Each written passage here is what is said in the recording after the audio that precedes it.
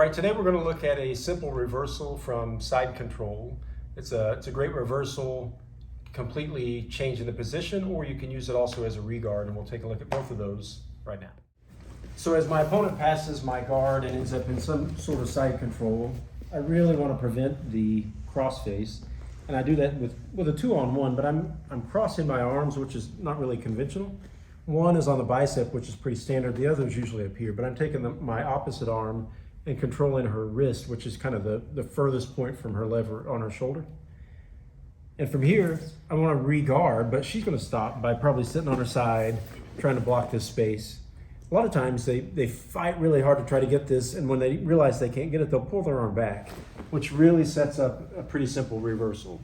Now here, obviously, I can topple her over, take some short back control, bow and arrow choke, whatever. But it's a really simple move, and again, that's based on a couple principles. One, this long lever that I'm attacking at the end, and I can force my way through it by simply pushing and pushing through. But it's really nice when they just don't like the fact that they can't get their arm loose, so they pull it back, and then it becomes pretty effortless. Also, at the same time, sometimes this works really well on large opponents, same size, smaller opponents. But if the sweep fails and the opponent tries to re-guard or tries to base out, it's a lot easier to pull in and just simply re-guard because of that structure. And again, it's all coming off of this 2-on-1 with the far side arm grabbing the end of this lever to create space or sweep or stuff and frame. But usually if they get any grip on my collar, they can start driving and pulling in. So before that happens, I try to negate by taking my far arm with an upside down grip and grabbing her at her wrist. This is at the end of her lever here.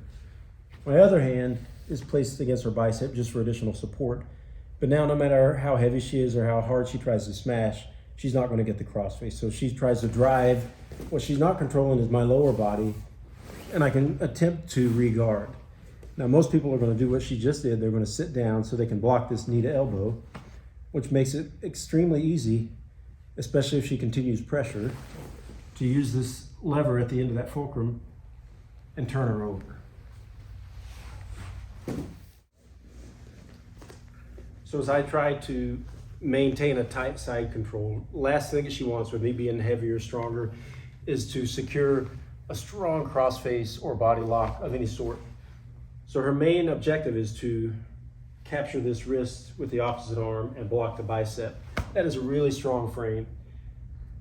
What I'm not able to do is commit with anything up here, but I'm going to be focusing on that, which leaves her lower body pretty free because most people are going to be focused on what they can't control.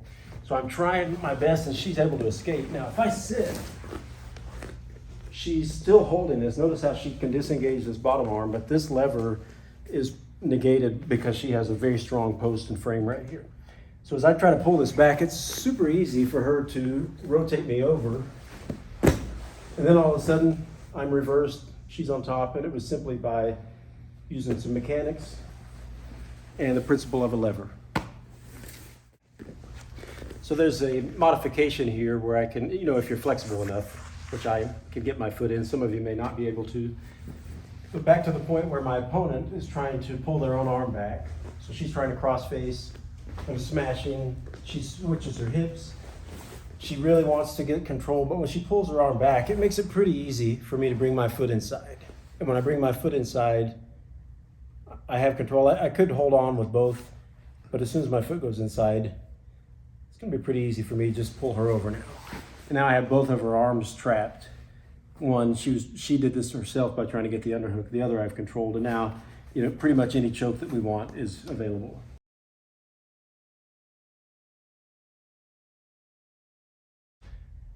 And it's close to the holidays, and I like to call this the Santa sweep.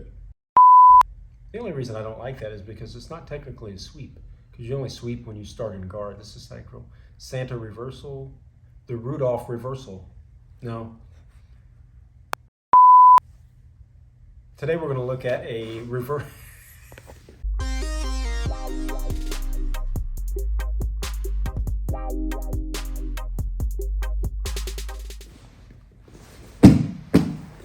Ho, ho, ho. Merry